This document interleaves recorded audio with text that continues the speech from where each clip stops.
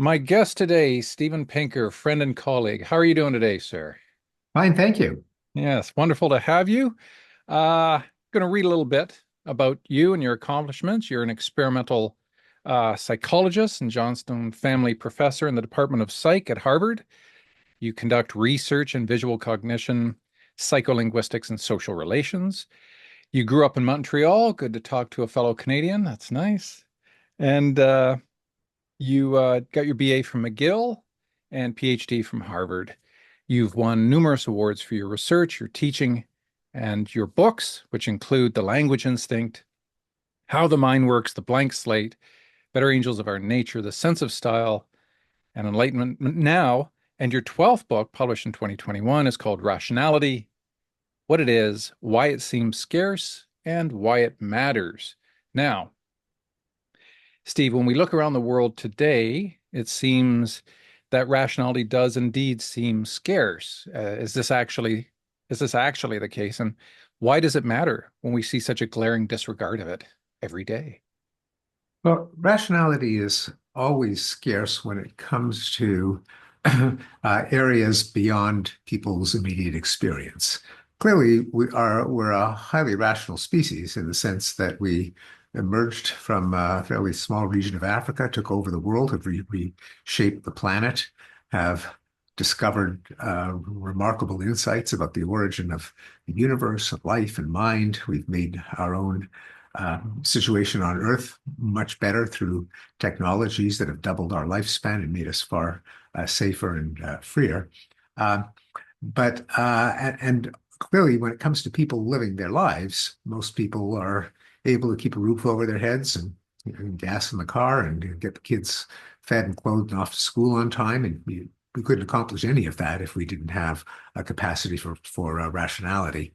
But when it comes to areas that are beyond our immediate experience, when it comes to people thinking who are not scientists, thinking about the origin of life, the origin of fortune and misfortune, the great events in history, the goings on in the corridors of power, the microscopic, the macroscopic, the future, the past.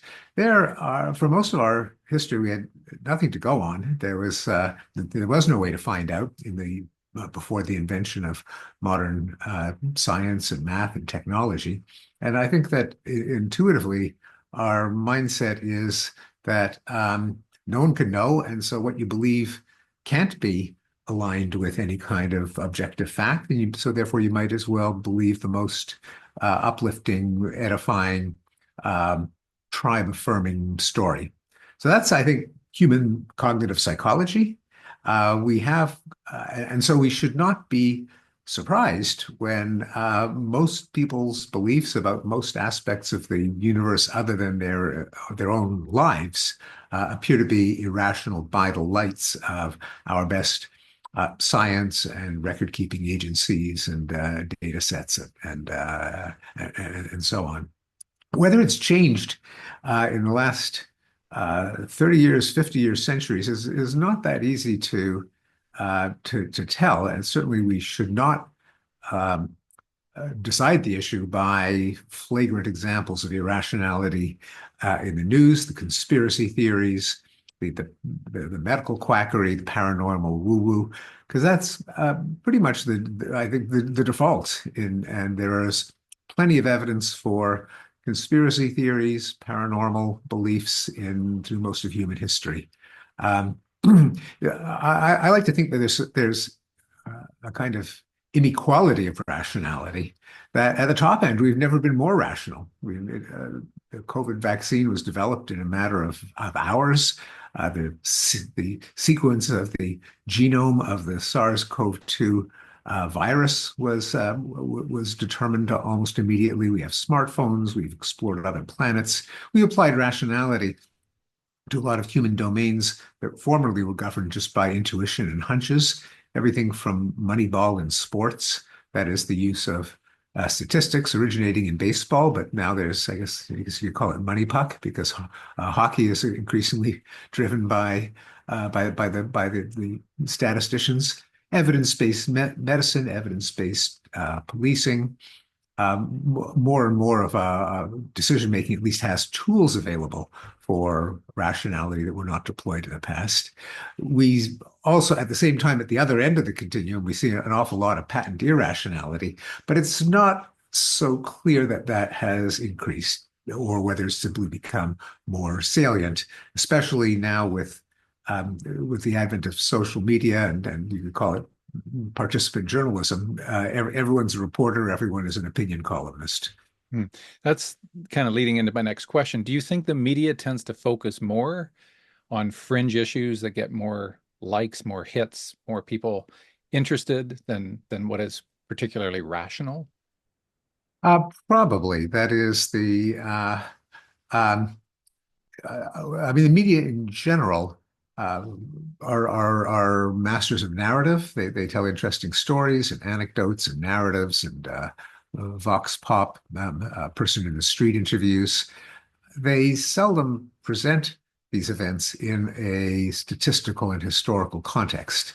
How many people actually believe, say, QAnon? And when they say they believe it, in what sense do they believe it? Would they be willing to put money on it, for example? Would they be willing to act on it? I mean, some do, and they get plenty of news coverage, but what percentage? So it's hard to tell when there are quantitative studies. Um, Joseph Uschinsky, for example, a political scientist, did an Yeah. analysis of looking at a data set that does stretch back a century and that can be analyzed quantitatively, namely letters to the editor of major newspapers. He found a pretty constant level of conspiracy theorizing going back to the 20s. I mean, we're naturally concerned with conspiracy theories like Stop the Steal in the United States and QAnon. But for centuries, there have been conspiracy theories involving Jews and Freemasons and Catholics and Illuminati and various cabals of plutocrats and Rothschilds. So it's nothing new, and you can't just tell from the fact that you read about them a lot that there's necessarily more of them. Yeah. In Uchinsky and Parent's book, they found a particularly high point of conspiracy theories around 1895 and 1950. So you've got the second industrial revolution worrying people into what's happening next. And then, of course, in the 50s in America, you had McCarthyism, right, in the Cold War and that sort of thing. Do you think there's been another spike? Like, do you think 2020 with COVID really put a lot of people in front of their computers and now they're just kind of locked in to whatever information they get caught in these algorithms and go down these rabbit holes? It's plausible. I'm not sure if it's the algorithms that are to blame or just there's just a universe of stuff. A lot of it, quite interesting if you Hmm. don't do careful fact checking. And even if it wasn't for the algorithms, people can just Google for or search on YouTube for more of what titillates them. Yeah, right. Right. Now, with Enlightenment values and optimism, um, in The Better Angels of Our Nature, I watched a public lecture you gave, and you said people seem to bitch, moan, whine, carp, and kvetch as much as ever, despite reams of data on how humans' quality of life continues to improve. And you mentioned some really interesting things that the earliest forms of government had a number of factors. They imposed their will over people. They killed with impunity. They controlled large harems of women, allowed very little freedom amongst their citizens. There was also human sacrifice, the killing of innocent people to satisfy the perceived needs of their gods. And then all of the first civilizations you maintain practiced slavery. What brought us out of these kind of nasty forms of existence were progressions of civilizations which eventually gave way to Enlightenment values like science and reason, cosmopolitanism or humanism and progress. We see these emerge in Europe, predominantly in the 18th century. What do you think was happening historically that led to the important development of these types of values? Yeah, so the potential seeds of enlightenment and rationality are always there. People do have common sense, and Mhm. it doesn't take that much to see that sacrificing people to a bloodthirsty god does not, in fact, increase crop yields or make plagues go away or give you the victory on the battlefield. So, and in fact, human sacrifice in particular was eliminated well before the Enlightenment. The peoples who abandoned human sacrifice, such as the Hebrews of the Hebrew Bible, looked at the neighbors who still practiced it as primitive and barbaric. Mm. Um, and of course, together with the faculty of cognition of being able to sometimes extricate yourself from false belief of causality, there's the capacity for empathy, which is not a reflex. It isn't Mhm. automatically turned on, but it's there, and it can turn to the poor victims who were lowered into fires or had their hearts cut out of them. And thrown into volcanoes and all the rest. But Yeah. it did really come to uh, something of a tipping point around the time of the 18th century Enlightenment for a number of reasons. Since anything that happens once doesn't submit to our social science techniques for establishing causality, namely looking at lots of cases, seeing whether the putative cause was more present more often when it happened than when it didn't happen. So a lot of it is plausibility. But a number of contributors were, of course, the scientific revolution, Yes. which indicated that a lot of received belief from authority and scripture was mistaken. Mhm. The age of exploration, which revealed that the earth was peopled with other cultures that had different ways of life, different customs, different mores, meaning Mhm. that the ones that the Westerners had in their own society were contingent and could be questioned. The hangover from the European Wars of Religion, which suggested that coming to blows over the proper interpretation of the Trinity was perhaps led to some nasty consequences, and perhaps we should um, uh, rest our cultural relations on things that we can all prove to one another, rather than arbitrary beliefs that differ capriciously depending on what your parents believed. Uh, Possibly the advent of technologies, including inexpensive printing, which Oh, for allowed books sure. and pamphlets to be circulated, Yeah. the rise of literacy. For the first time, a majority of the population of countries like Britain and France and the Netherlands could read and write. Um, uh, Networks of transportation, originally developed for commerce and trade and for that matter plunder, but it made it easier for people to move around. And we know that most of the great thinkers of the Enlightenment were kind of persecuted in the countries that they lived periodically and had to quickly pack their bags and move someplace else to Paris or to Amsterdam or to London. They kind of shuttled around, and there were ships that could take them there.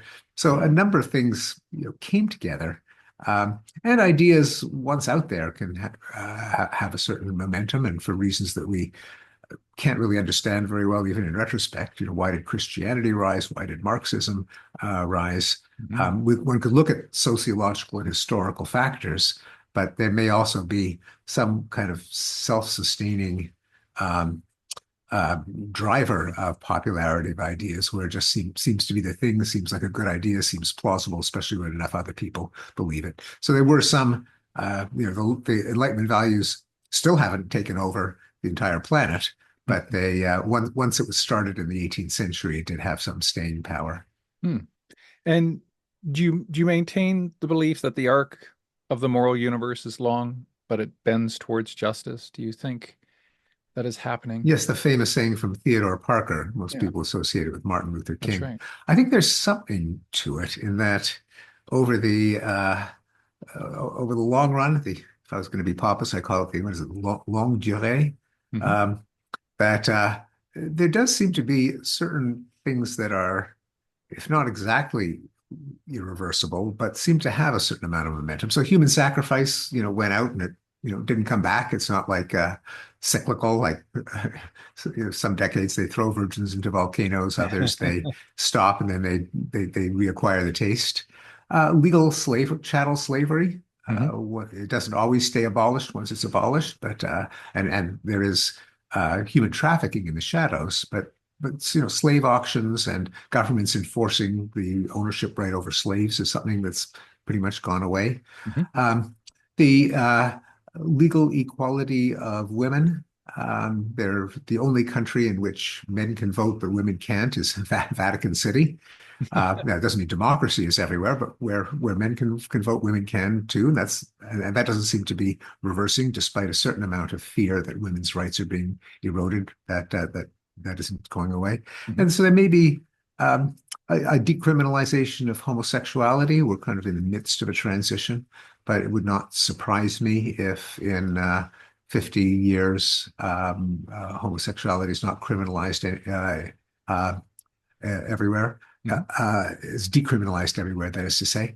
Now, why would this happen? I don't believe that in any mystical arc bending toward justice, but there's certain ideas that persist because of habit, convenience, the more primitive intuitions of human nature, that when they are exposed to the light of reason, can't withstand scrutiny. I mean, you just cannot justify really slavery, at least not for very long, or the unequal treatment of women, or human sacrifice, or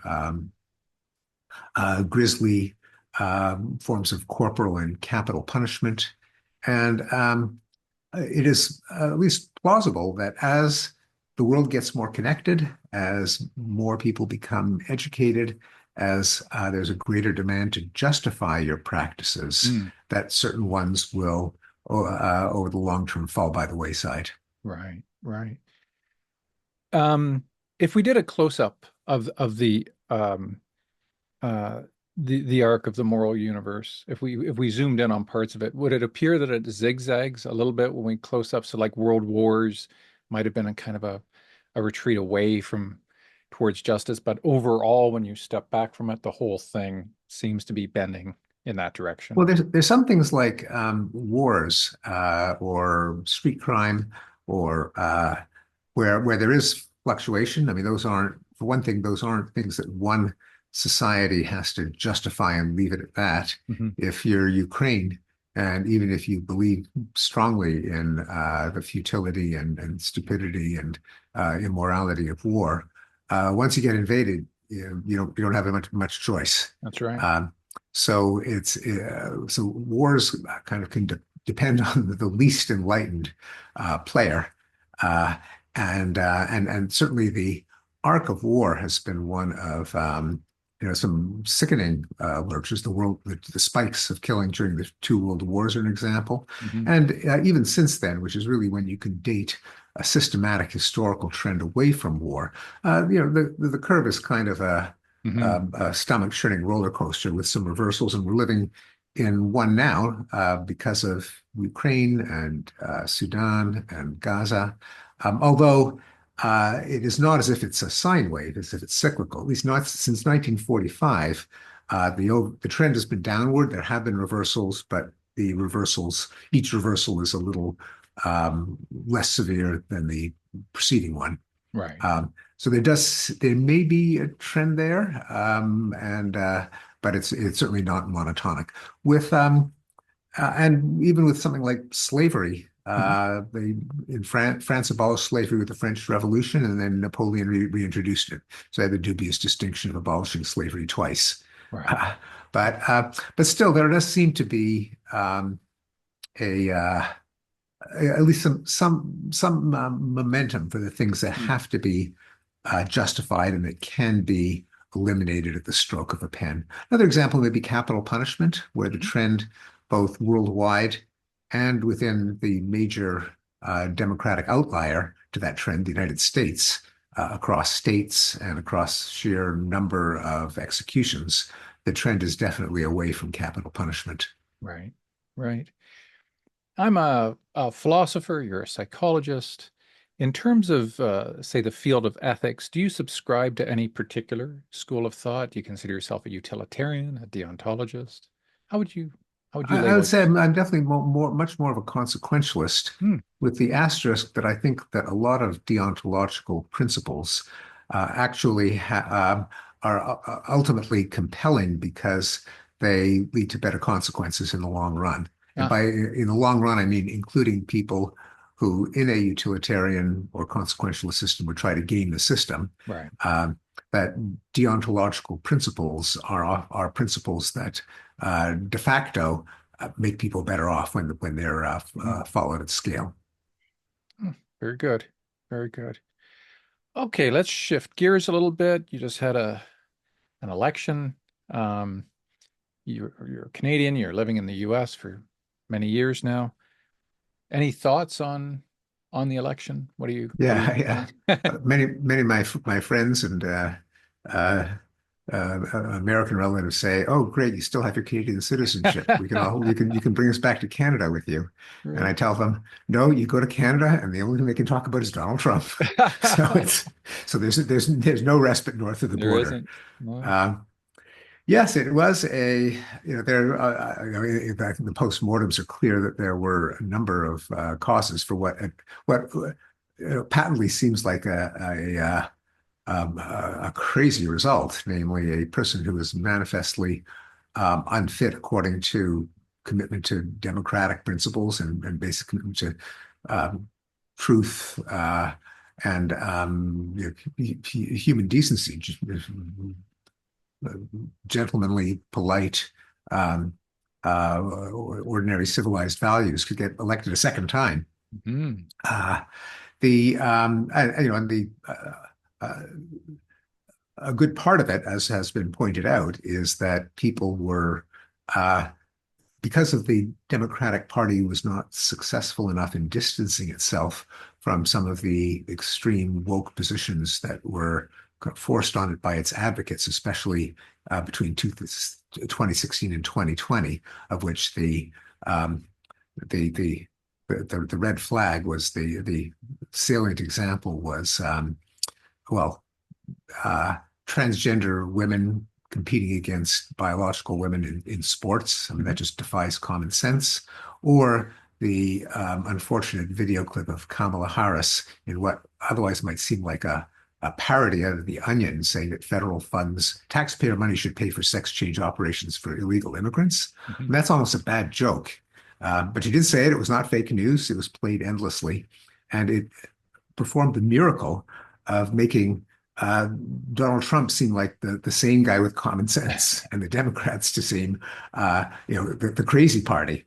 Now, in defense of Kamala Harris, she did distance herself from those positions and abolish the police and other Mhm. kind of hard left nuttiness from peaking in 2020, but probably not enough. She did not. She just stopped mentioning it rather than saying I made an error. Another was, of course, the economy and the holdover from the inflation that began with the well, actually, economists disagree as to whether the prime cause was the massive spending in COVID relief or simply the supply chain bottlenecks, both of them from COVID, which Biden and by extension, Harris were certainly blamed for, even though all the causal forces had begun under Donald Trump. Even though inflation, at least in theory, does not necessarily worsen people's um, lifestyle if as long as wages keep up with prices. They probably didn't enough. And even when they do, people perceive wage increases as something they earn, and they perceive price increases as theft from their standard of living. Right. Again, and then the massive illegal immigration Mhm. or undocumented immigration. Again, it had the amazing uh, implication that the Democrats were the weird and crazy party, defying common sense. They did not, combined with the also the in cities that were under the control of Democratic city governments. Yes, right. Um, they saw a huge increase in violence after 2020, even though that was during the presidency of Donald Trump. Mhm. But people didn't blame him for the spike in murder. They because it was often in states and cities that had Democratic Right. governments, they blamed the Democratic Party. And I think Democrats were um, stupid in not seeing this as a problem early on and seeming to ally themselves with the forces of lawlessness. So this would seem apparent in the border. It seemed apparent in policing, and even when rates of violent crime went down, as they did, they plunged almost as much as they rose between starting in 2022. It kind of came back down to earth. But a lot of the signs of community disorder, the toothpaste locked up Hmm. in pharmacies, the homeless people shooting up in plain sight in the streets, gave people the feeling that there was lawlessness, even though in terms of violent crime, things have gotten back to normal. But I remember, just in terms of messaging, together with the failure to distance themselves from the kind of the uh, cringeworthy positions taken at in peak woke in 2020. Hmm. I remember a debate with where Beto O'Rourke a few years ago was in a debate with yeah, Ted Cruz. Oh, Ted. Yeah. Okay. And Cruz, and he said when it comes to immigration, his position is very simple: legal, good; illegal, bad. Now, there's nothing racist in that. There's nothing against free movement of people and borders, but it's a kind of a simple message that no Democrat would not pass the lips of any Democrat. Hmm. It really resonates with people, and the Democrats as the party of lawlessness, uh, I think, was a significant factor. Right. Right. And I guess to some degree, I mean, Kamala was given kind of the border to work on a little bit, and people would look at that as a failure, even though it's a very difficult issue Yes, to I mean, more fix, right? stepping back, and I got to say, I voted for Kamala Harris. Hmm. I still think she'd be Yep. orders of magnitude better as a president than Donald Trump. Um, but there is a repeated failure of the Democrats to uh, align themselves with a coherent and consistent message of problem solving, common sense, liberal values in the classical sense. There's also a tendency in the media, in the commentariat, and in pundits to kind of underestimate uh, the wickedness of a lot of problems facing us. That, truth be told, Hmm. presidents can't fine tune the economy. Stuff happens that's beyond the control of any president. Likewise, Hmm. crime sometimes goes up and down for reasons uh, that people cannot anticipate and don't understand until they've happened. The great crime decline in the 1990s took everyone by surprise. Um, the immigration is a really tough problem. A lot of the world would really rather live in the United States. We Immigration is good for the economy and human rights, but obviously unlimited immigration brings new problems. But instead of treating uh, extraordinarily difficult problems in massive democracies as extraordinarily difficult problems, it's very easy to say, well, it just shows that the elites have screwed up, that they've been incompetent. Right. Right. Now, when I was doing my postdoc at Harvard back in 2000, 2001, I would meet with you were at MIT then, and Dan Dennett was at Tufts. I had a great time meeting with a bunch of different folks.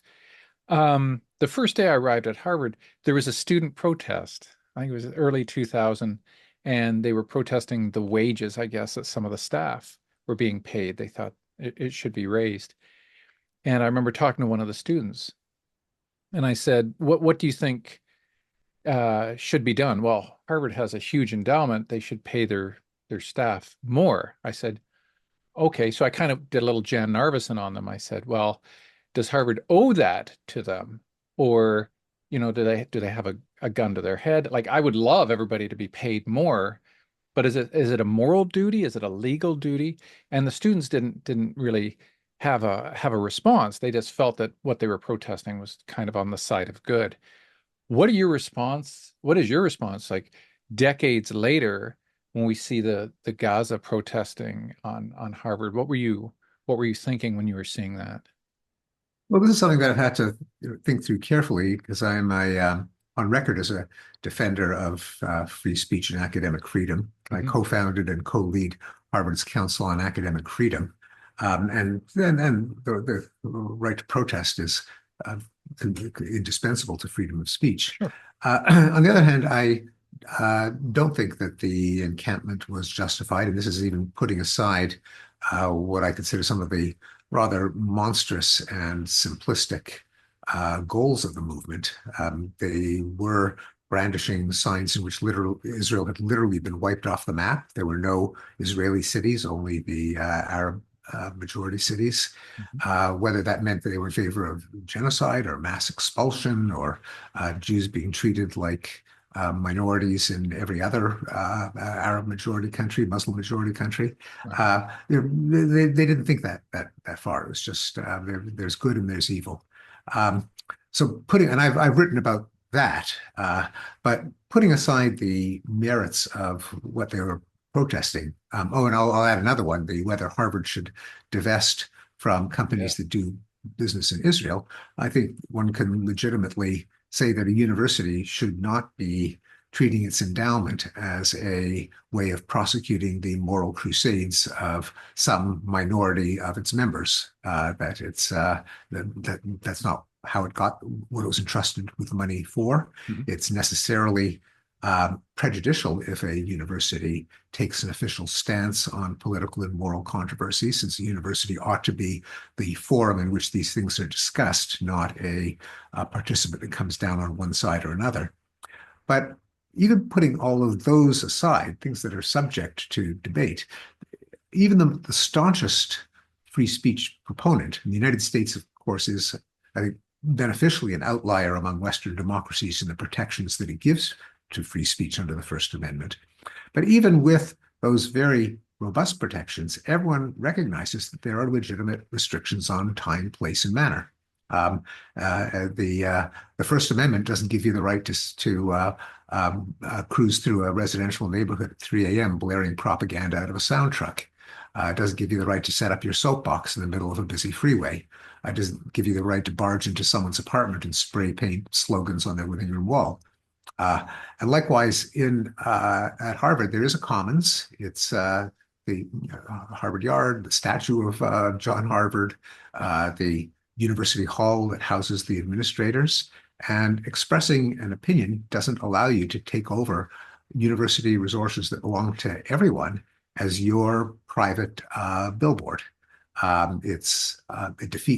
It corrupts the mission of a university to be seen as um, promoting the view of one minority. Hmm. It uh, uh, disrupts the rights of the students who disagree. It poisons the atmosphere, which ought to be one of debate and disagreement and vociferous expression of opinions, but not when they're forced on someone else. And in particular, when it comes to something like the occupation of a building, it's the use of physical force rather than Hmm. reasoned argument. You can state your argument as um, vociferously as you want, but you don't get to manhandle a dean and frog march him out of his own office. That's not what a university is about. I've been teaching critical thinking for over 2 decades. Is it still being taught as much? I'm finding that we're I don't not think it's being teaching. taught at all. Well, at least not, certainly not at not at Harvard anyway. Except for I got to say, there's a little bit of self-promotion. I teach in some years a course called rationality, Ah, and that's my attempt to at a kind of critical thinking. It came right. from the a feeling that a number of my colleagues, especially in social science, share that there are certain tools of reasoning. And Chris, you of course have been very proactive and energetic in this, that there's certain tools of rationality that everyone who calls himself or herself educated should command. Everyone should be able to spot formal fallacies in Mm. arguments like affirming the consequent. They should avoid informal fallacies like attacking the person rather than the argument, or Right. a straw version rather than a steel version. There are tools of reasoning like formal logic, probability, Bayes' theorem, game theory, theory of rational choice, the study of causation versus correlation. Hmm. I think if you're if you're a romance literature major and studying the 19th century Spanish novel, you should still know what Bayesian reasoning is about. That's just Right. for the same reason you should know how to read and write an ad. So that was the rationale behind that course, the rationality rationale. Although Yeah. as soon as I mounted it and the lectures were put on the internet because it was during COVID, they were being recorded anyway. Right. The frequently asked question was, okay, so uh, Mr. Rationality, can you explain why the world seems to be losing its mind? So irrationality was what triggers people. Yeah. And so, and the course was, and the book that grew out of the course Yeah. spent some time on those as well. But yes, it was really, it could have been called the first two-thirds of the course could have been called critical thinking. Right. Right. Yeah, it's funny. I've been trying to get it into the high school systems here in Ontario, trying to work with provincial governments, and had a bit of luck a few years ago with a pilot project that lasted a year. But then you get a new government that comes in, and then that project gets Oh, swept mhm. away, you see, and then you have to try to work with a new government, and they don't really care that much about critical thinking, and so Yeah, you there lose is all the movement. I momentum. don't know if you've used this slogan that rationality should be the fourth R together with reading, writing, and Yeah, arithmetic. right, I don't right. know who coined that. But and of course, as both of us know, as fans of critical thinking education, but um, it's not I hate to use the cliche, it's not a magic bullet or a silver bullet because nothing's a magic bullet or so, nothing's a panacea. Right. But, so that cliche should be retired. But nonetheless, we know that there are limitations to critical thinking Yeah. curricula in that, just like any education, as soon as the ink is dry on the exam, students forget everything they've been taught. Uh, Yes. so there are attempts, and you're well aware of them by people like Nathan Kunsel and Dan Willingham to apply critical thinking to critical thinking curricula, saying when do they work, when do they not work, Right. what makes them work. And of course, it's a question you can ask about any pedagogy, but it should also be applied to critical thinking. Yeah, absolutely. For sure. All right, let's talk a bit about AI. My current gig at Convergence Analysis, I'm a senior researcher and ethicist there. I'm trying to raise awareness about the potential dangers of AI and how we might mitigate these risks. The topic of AI, as you're well aware, has blown up in the last few years, and considering the potential for it to generate an existential risk has placed us all on a spectrum between, say, naysayers and doomsayers. Where precisely on that spectrum at this current point in time would you place yourself? Are you worried at all about the developments of AI in terms of existential risk? I'm worried, although not because of existential risk. Hmm. I don't think that AI is going to take over and dominate. I don't think it's going to turn us into raw materials as a byproduct. Hmm. I think there, as with all technologies, there are risks, and AI among them are eroding confidence in reality, with at least the potential threat of unlimited deepfake everything. Hmm. Of course, the possibility of technological unemployment. What do we do? What are all the truck drivers going to do? I think those are solvable problems. But the idea that someone's going to give an AI the goal of curing cancer and it's going to draft all of humanity into guinea pigs in fatal experiments on cancer drugs, therefore wipe out all of humanity. There are a lot of things that concern me. That does not concern me. Ah, okay. Okay. Um, when you talk about progressivism, the belief that through powers of reason and observation, humans can make unlimited linear progress over time. Forget no, forget forget linear. I never Forget said linear, linear, and non-linear. and forget unlimited. I never said unlimited either. Okay. Okay. So we'll say limited non-linear progress over time. Yeah. Um, what about the possibility of an inevitability with the progressive advances that are being made by AI as the next step in cultural evolution? So why are guys like, Jeff Hinton and Eric Schmidt and Stuart Russell and Max Tegmark and Steve Omohundro and so many others, why are they so concerned with the potential risks involved with its kind of progressive development? We know it's going to make a lot of things better, right? But it'll simultaneously generate also the potential for risks, like as you mentioned, bias and misinformation and job loss.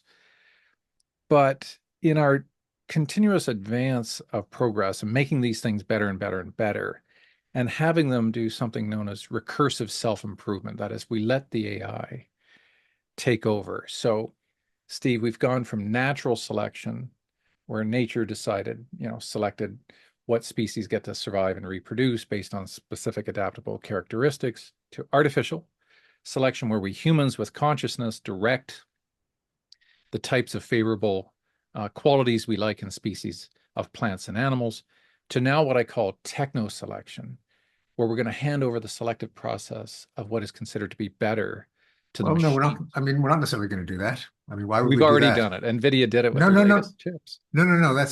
We got to be careful there. Okay. We have devised increasingly intelligent technology. Right. These things are not replicators in the sense that they generate millions of copies of themselves, and random copying errors cause some to uh, replicate it at a greater rate than others. That's not Mm-hmm. how AI works.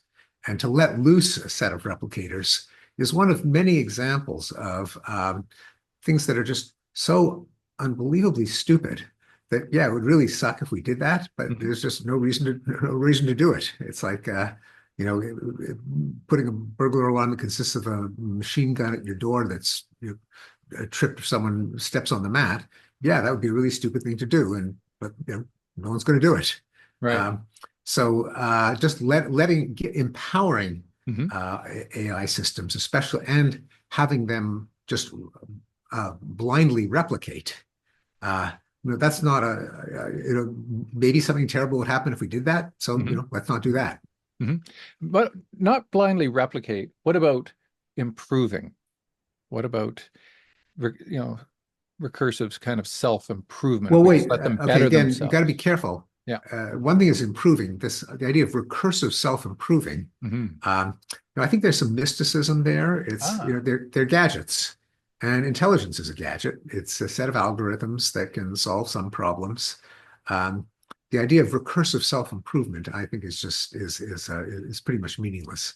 really? Really? So Yeah. you don't think if we have enough compute power, if we have enough data, if we embody these things, if we make them into distributive uh, entities of themselves, where each entity informs each other entity as it continues to learn, that we're not going to see a gradual increase in intelligence, so that at some point it's going to reach a kind of a FOOM level of exponential growth? You're No. you're you're convinced that's going to be contained? I'd like to hear more about that. I mean, I just don't see any rationale for it. Now, this is not to say that there won't be improvement as humans Yeah. try uh, to get them to be smarter. Hmm. It's quite possible, by the way, that even now, where it's decelerating rather than accelerating, that because a lot of the leap that we saw in the last few years is due to being massive training at scale of pretty much the entire web. Hmm. Once you've trained it on the web, there's not a 10,000 other webs from other civilizations to train them on. Hmm. Um, that there may be a trick in um, the transformer architecture with the fantastic number of parameters that GPUs Hmm. allow to be trained, but that this is a kind of advance that may not be indefinitely sustainable, even with humans trying to improve them. Hmm. Um, but what does it mean for a system to improve itself in intelligence? Intelligence isn't some magic elixir. It isn't some fundamental um, physical quantity like speed or energy. It's algorithms that can solve problems. Right. Uh, the idea of an algorithm that can solve any problem is just meaningless. What is a problem? The solution to different problems will be different answers depending on what the goal is of the computation. Hmm. I think there's a tendency, and certainly intelligence as we measure it in humans, say with IQ tests, has very little to do with intelligence in the sense of artificial intelligence. And I think it's kind of meaningless to talk about a system with an IQ of 500 if normal variation in human intelligence is between the mid hundreds and maybe 200. It's Hmm. not clear what extrapolating that would actually mean. Hmm. So you're not worried about a misalignment then in the future? Well, anything, any system can have unforeseen consequences. Right. We build cars and we got pollution. Hmm. Um, but misalignment in the sense that we first empower something to be omnipotent and omniscient, I think is just ill-conceived. I think it's just people not probing their imaginations deeply enough. So Uh, shall we tell Hinton et al. That they're just misguided well, I or? haven't seen, I'd like to see, Hinton is a brilliant person. I've known him since we were both postdocs, Mhm. and I have enormous respect for him. I haven't seen the argument laid out by Hinton. Ah, Uh, yeah, okay. and the arguments that I have seen are all preposterous. Ah, Um, well, things like an AI that's programmed to um, maintain the water level in a dam, and the most efficient way of doing it is submerging an entire city, and so it drowns a million people. Uh, it's just that kind of misalignment scenario is just strikes me as self-evidently negating because it implies engineers that are brilliant enough to engineer a system that could do that, mhm, but so stupid they wouldn't slap themselves on the forehead and say, "Oh, geez, maybe we should think about not giving it one goal and giving it the power to achieve that regardless of every other consequence." mhm, That's not engineering. mhm. You build a car to go fast, but you also build in brakes and a steering wheel. Yeah, yeah. You never design a system to achieve just one goal regardless of all of the other Mhm, consequences. It mhm, also implies a dubious form of intelligence, namely a system that is so brilliant that it could figure out how to cure cancer, but so idiotic that it wouldn't realize that that's not what its designers meant when they say cure cancer. So it's these scenarios seem to be self-refuting. That is, they are not about artificial intelligence, they're about artificial stupidity. And they're mm, not about brilliant engineers, they're about idiot engineers. mhm. Which is why we haven't even had any approximation of the kind of doom scenarios. Say some, has you know, GPT organized a force that killed anyone? Not Uh, yet. you know, well, we would for things like but the idea that nothing bad is going to happen until humanity is extinct. It's going to happen in a nanosecond with no actually advanced indicators. I Mhm, mean, that does make it unfalsifiable. mhm. That is, maybe the recursive self-improvement will happen in 7 minutes, and our interview will go dead as the AI having exponentially, exponential is really fast, having Yes. exponentially increased. It wouldn't take that long, and has Mm, therefore turned you and me and all of our listeners into raw materials. Yeah, maybe it could happen, and if we go dark, maybe that's the reason. mm. But you think we see some signs of it? Ah, Uh, you think there's going to be a shot across the bow, that there might be well, I a mean, warning? we have lots of AI, and there's a lot of intelligence and a lot of potential control that is short of control over every molecule on the planet Mhm. and omniscience about every causal contingency of every molecule on the planet, which is what these scenarios presuppose. Right. Well, I don't know if it's that level of intelligence, but it's definitely a high enough level of intelligence that would be very, very far advanced in reasoning and making inferences than humans. So I call these machines great inference machines because they Well, should be yes, able I to mean, see and connections that you and I just don't. Like what is a genius but somebody who makes inferences that nobody else noticed before? And that's our hope for the future of the greatness that AI will be able to bring us. But on that road, um, And I'm not so much, I am concerned about the machine itself going off the rails, but also ne'er-do-wells who might use that kind of power towards Well, there malicious is, yes, so ends, there right? can be malevolent actors. Yeah, And there the question is, would the would the black hats be so far ahead of the white hats yeah, uh, that they could actually wreak havoc before they were disempowered? that's right. That's right. Yeah. So, um, it's interesting. Any thoughts on, so I've studied the evolution of human consciousness. Do you find that computational powers advanced enough might develop a level of awareness of themselves, a level of consciousness? Well, those aren't necessarily the same thing. Uh, my car has a sense of itself. There's lots of sensors that monitor its state, that it reports and it seeks to stabilize. That's not the same as subjectively feeling something. Right. And you don't necessarily need advanced um, uh, self-awareness or intelligence to be able to feel pain. Hmm. I think there are creatures that are far simpler than us who can feel pain. Hmm. What about in terms of knowing, like in a kind of a philosophical way of it being a being in the world, having a meta awareness of itself? Do you I think don't that could, think see that, anything would rule that out. okay? So artificially, that could develop. It could develop on its own someday. Well, I don't know about on its own. I mean, it could Hmm. develop.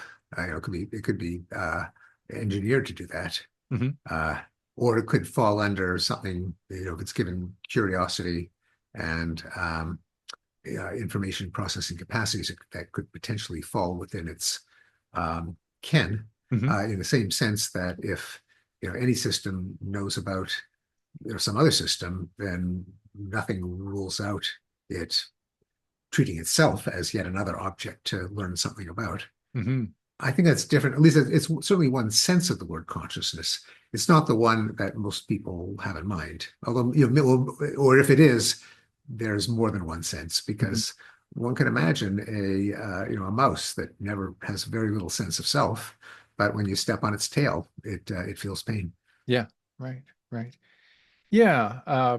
Peter Singer and I, he's been on the show, and we've talked about the difference between, say, sentience or an awareness and consciousness, which is kind of a more meta awareness. And Well, I, consciousness, yes. So consciousness embrace it's a polysemous word. It has several mhm, senses, mhm, and one of them is sentience. it is. Although that too is sometimes people use sentience just to mean access to information. They do. But I think the two main senses are subjectivity, first person, present tense experience, sense phenomenal awareness, Mhm, qualia on the one hand, and access to information about internal workings on the other. mhm, Uh, that is the difference between, say, a new skill that you have to think about. When a kid first learns how to tie the shoes, or when you learn to a new sport, everything is conscious. Once it's overlearned, you don't think about it; it's unconscious. yeah. And lots of things are never conscious, such as fine points of motor control, of syntactic processing as we speak and understand. Mhm, Um, that's the Freud's contrast between conscious and unconscious processing. All of those pertain to access to internally um, uh, affected information. right. Uh, but that's a distinction that certainly our artificial computational devices have. Mhm, Then the third sense is really uh, knowledge about one's self. Again, no reason that a machine could not have that. It would be actually perverse for a machine to be incapable of having that. If it could be capable of having access to everything else in the world, why not itself? mhm, But the question of whether there's something or someone or some entity inside that's actually subjectively experiencing something, that's the tough problem. it is the hard I mean, problem. and in fact, it's called in philosophy, somewhat ironically, the hard problem of But consciousness, it David is. Chalmers' coinage. That's it for sure. Yeah. Now, I saw you recently in a documentary called Beethoven's Nine, Ode to Humanity, directed by Larry Weinstein. And there were nine people who comment on various aspects of the work. Ukrainian Canadian conductor Carrie Lynn Wilson, the Ukrainian Freedom Orchestra, composer Gabriela Lena Frank, Polish rock star Monica Brodka, yourself and your wife, Rebecca Newberg Goldstein. And she's the philosopher in the family. Yes, Yeah. yes. The iconic cartoonist Charles M. Schulz and conductor Leonard Bernstein, and then Larry himself became the ninth. What what were your thoughts about the doc? How are you feeling? Yeah, I Are enjoyed you a it. classical music fan? Um, my again, the philosopher in the family, Rebecca Goldstein, is much more so than I am. Hmm. Um, far more knowledgeable and broad. Although I am a huge fan of Beethoven's symphonies. Hmm. What got both of us involved wasn't so much our connection to the music as our connection to the Enlightenment, because Yeah. Larry Weinstein's one of his thesis is that Beethoven composed the musical score to the Enlightenment in a sense. Uh, and that addresses a frequently asked question, which is could the Enlightenment ever get people um, energized, passionate, committed, even zealous about its moral project in the Mm. way that devotees of religions who have their ecstatic trances and their fervor, or of political movements like communism, isn't aren't enlightenment values too kind of nerdy or tepid or boring to ever get people's heart pumping. Hmm. There's a lot of religious great art has have intellectual movements ever produced great art. Yeah. And there's an argument that could say that Beethoven, among the entire secular artistic tradition of the last Mm. century or two, but that Beethoven himself was something of a uh, musician to the Enlightenment. He uh, uh, originally thought that Napoleon might be an exponent of the Enlightenment, as Napoleon himself advertised himself to be, Hmm. and composed the Eroica, the Third Symphony, to honor Napoleon. But then when Napoleon crowned himself emperor, he rather angrily crossed out any references to Napoleon and explicitly said, this isn't about him. Yeah. And the Ninth Symphony, the Ode to Joy, which is really the capstone of the film, and of course of Beethoven's symphonies. Not only in its time was it thought of as a kind of beatification or deification of values such as peace and cooperation and humane feelings, but then in more than a century later, there was quite a stirring performance of Beethoven's Ninth in December 1989, shortly after the fall of the Berlin Wall and Mhm. the reunification, or the impending reunification of Germany, with an orchestra composed of musicians from behind what we used to call the Iron Curtain, as well as the West, conducted by Leonard Bernstein, one of the Yeah. last performances of his career before he died. That was genuinely moving. It really does bring tears to people's eyes. And so it shows that the ideals of peace, cooperation, knowledge, exchange, cosmopolitanism can be the subject of stirring art. Yeah. Yeah, for sure. Uh, love the piece. Big fan of Beethoven. I'm not a musician myself, Steve. I'm a drummer. Oh, That's a joke. You like that's that? right. And are you a jazz, rock, classical? Rock blues, I can fake jazz. You know, I play on Okay. some jazz CDs, but I could never call myself a jazz drummer. Um, yeah, rock and blues, like Led Zeppelin, grew up on John Bonham, right? Okay. I Yeah, noticed one of yeah. your pictures on the site. You were at a Stones concert, and I, what when I, with I, Charlie Watts on drums. He was a jazz drummer, right? that is true. And yes, that was at the Super Bowl in 2005 when I Ah, was a guest of Paul Allen, who owned one of the teams competing in that's the Super right. Bowl, the Seahawks. Yes. Um, and that's how I got into the Oh, Super cool. Bowl and saw the Stones. And yes, and I have my favorite rock drummers, uh, Ginger Baker, Ginger uh, Baker. Keith Moon. Yeah. Uh, Ringo. Not Um, Neil Peart? Rush? um, why not? Good Well, Canadian no, boy? not say. I'm actually that would not have occurred to me. I think I would have come. Uh, and oh, and who's which one was the drummer? Fleetwood or Mac? I think it was Mac, right? Oh, Mick Fleetwood, right? Yeah. Mick Fleetwood was the drummer. Yes, I like mad drummers, ones that get kind of wide-eyed and just go crazy. Buddy Rich in Oh, jazz, buddy. uh, just kind of madman drummers. Keith Yeah. Moon is another example. Oh, Wild man drummers. yeah. Well, Moon was inspiration to Neil Peart, believe it or not. Oh, okay, no, I do believe it. Yeah. So, oh, good stuff. Wonderful. Um, I'm just curious, like you met my kids. We were in Texas at a HBS conference once, and you met my sons Jeremy and Matt. Now, Jeremy arguably, has been named for Bentham and also a really good Pearl Jam song. Do you have a favorite Enlightenment individual?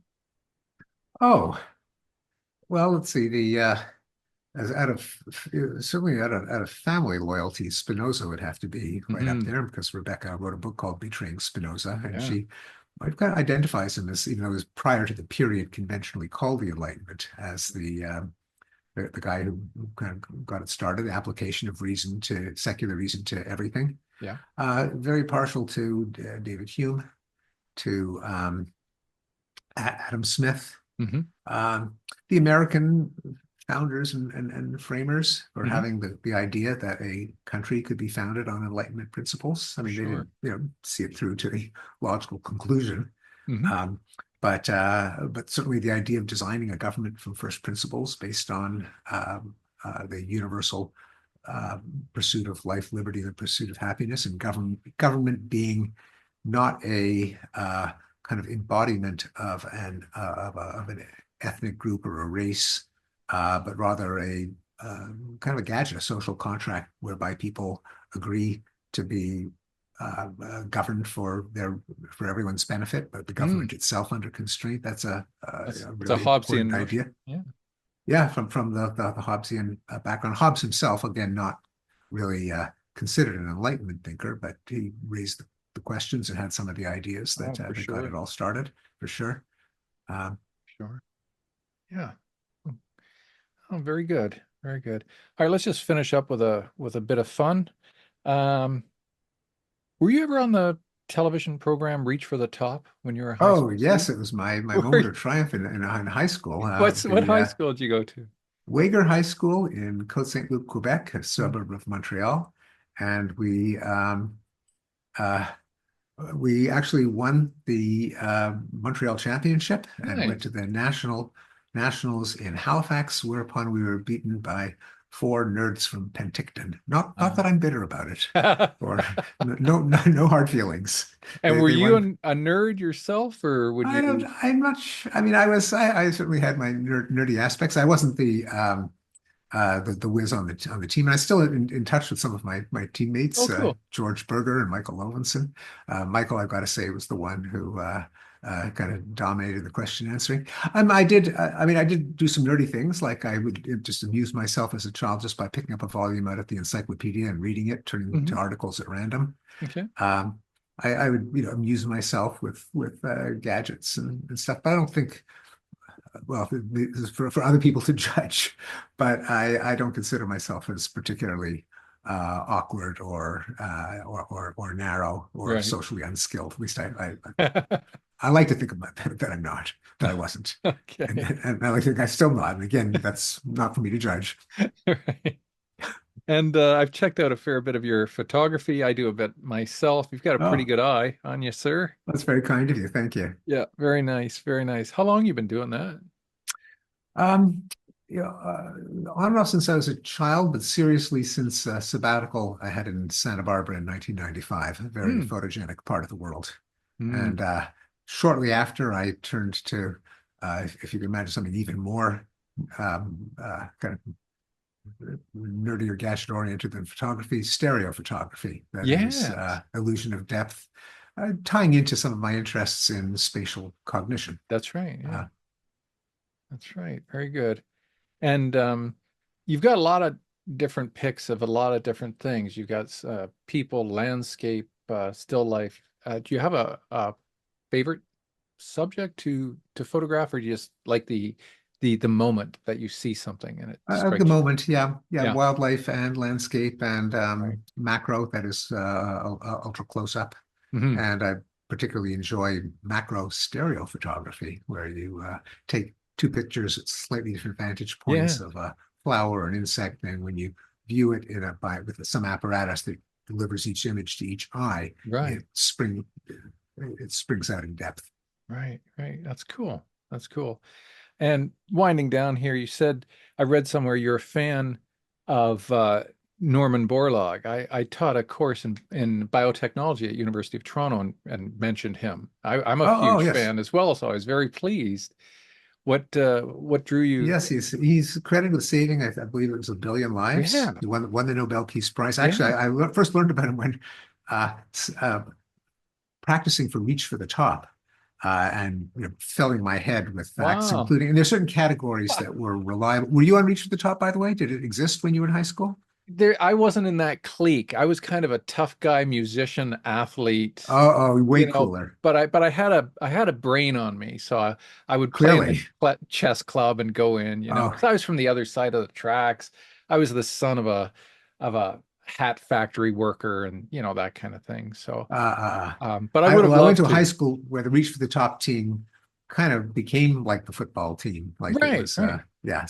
But anyway, getting back to uh, Norman, yeah. Norman Borlaug. So he won the Nobel Peace Prize while I Hmm. was studying for Reach for the Top. And there's certain categories, provincial capitals and Yeah. inventors, Oh, yeah. and Nobel Prizes were another one. And so he won not for negotiating into a war, but for fomenting the Green Revolution, that is, Mhm. advances in agronomy, primarily selective breeding, That's that right. resulted in vigorous hybrids that where most of the energy of the plant went into the seed rather than in the stalk, Yeah. uh, plants that could be harvested twice a year instead of once a year, Hmm. and credited some with stopping the era of famine in India and Latin America. Right. An example of how human brain power can lead to astonishing advances in human well-being. Hmm. And I think we don't give that kind of accomplishment enough credit. I mean, well, he got a Nobel Prize, so it's not as if he was unrecognized. True, But true. how many people, if you and I actually began an article in the New York Times on the moral instinct this way. If you ask people to name who is the most moral person who ever lived, um, or name a highly moral person, um, a lot of people would name Mother Teresa. Hmm. No one would name Norman Borlaug. But who has a greater I claim know. to moral greatness? How many lives did Mother Teresa really save, Yeah. if any? She had, primitive medical facilities at her institutions. Norman Borlaug saved 1 billion people. I know. How much of a halo do we grant him? At least other than the Nobel Peace Prize Committee. Yeah. Yeah, exactly. No. Yeah, it was wonderful learning about him and then teaching students more about his achievements. Yeah, he's definitely up there in my books for sure. All right, so let's finish up with what's next. What are you up to now? I have a book coming out in the fall of 2025 Hmm. called When Everyone Knows That Everyone Knows, dot, dot, dot, Hmm. Common Knowledge and the Science of Harmony, Hypocrisy, and Outrage. It's Hmm. about common knowledge in the, um, philosophical and game theory sense of I'm me knowing something, you knowing something, me knowing that you know it, you knowing that I know it, ad infinitum, and how Right. that enables coordination, it enables conventions and social institutions. It underlies our social relationships, and a lot of the puzzles of contemporary life consist in either generating or um, um, denying common knowledge, not the Hmm. same as individual knowledge. Everyone can know something without it being common knowledge. That is, they may not know that everyone else knows it. Right. Oh, very interesting. Well, I'll have to touch base again when that comes out, and I'll do my best. The next time I'm in Boston, we'll get together and maybe have a coffee and talk about old times. But for now, listen, I'd like to thank you for being on the podcast. I really appreciate your time taken to be with me today. Thank you, Chris. All right, Nice to speak with you. we'll talk soon. Very good.